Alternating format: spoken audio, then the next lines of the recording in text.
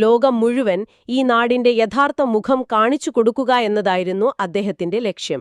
അതെ, ആ സാഹിത്യ പോരാട്ടം തിരുവിതാംകൂർ സർക്കാരിന് വലിയ തലവേദനയായി മാറി.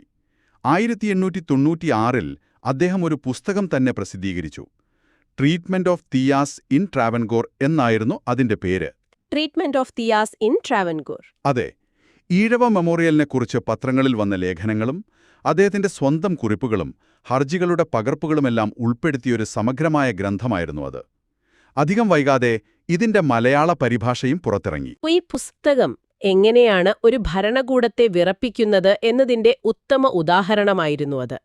ഈ ഗ്രന്ഥങ്ങൾ ഇംഗ്ലീഷിലും മലയാളത്തിലും വ്യാപകമായി പ്രചരിച്ചതോടെ നാടിനകത്തും പുറത്തുമുള്ള മനുഷ്യർക്ക് തിരുവിതാംകൂർ സർക്കാരിന്റെ നീതിരഹിതമായ മുഖം വളരെ വ്യക്തമായി മനസ്സിലാക്കാൻ സാധിച്ചു. തീർച്ചയായും. ഒരു വശത്ത് ധർമ്മരാജ്യമെന്ന് പറയുകയും മറുവശത്ത് സ്വന്തം ജനതയോട് കൊടിയ അനീതി കാണിക്കുകയും ചെയ്യുന്ന ഭരണകൂടത്തെ അദ്ദേഹം ലോകത്തിനു മുന്നിൽ തുറന്നുകാട്ടി. അതിനു പുറമെ മദ്രാസ് നിയമസഭയിൽ ഈ വിഷയം ചോദ്യമായി ഉന്നയിക്കാനും ബ്രിട്ടീഷ് ഗവർണർക്ക് നേരിട്ട് നിവേദനം നൽകാനും അദ്ദേഹം നടത്തിയ അശ്രാന്ത പരിശ്രമങ്ങൾ ഒടുവിൽ ഫലം കണ്ടു. പുറത്തുനിന്നുള്ള സമ്മർദ്ദം കൂടിയപ്പോൾ ബ്രിട്ടീഷ് ഗവൺമെന്റിന്റെ ശ്രദ്ധ ഇതിൽ പതിഞ്ഞു.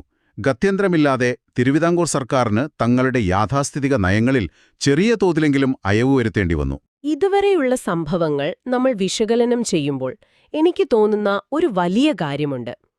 ഹർജികളും അപേക്ഷകളും നിരന്തരം നിരസിക്കപ്പെട്ട കാലത്ത് ഡോക്ടർ പൽപു വളരെ വലിയൊരു സത്യം തിരിച്ചറിഞ്ഞു. എന്താണത്?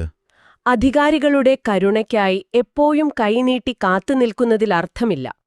അവകാശങ്ങൾ യാചിച്ചു വാങ്ങേണ്ടതല്ല, അത് നേടിയെടുക്കാൻ സ്വന്തമായി ഒരു വലിയ സംഘടനാശക്തിയായി മാറണം. വളരെ ശരിയാണ്.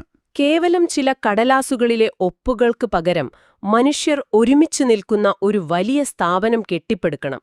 ഈ തിരിച്ചറിവാണ് കേരള ചരിത്രത്തെ തന്നെ മാറ്റിയെഴുതിയ ഒരു വലിയ സംഘടനയുടെ രൂപീകരണത്തിലേക്ക് വഴിതെളിച്ചത്. കൃത്യമായി പറഞ്ഞു.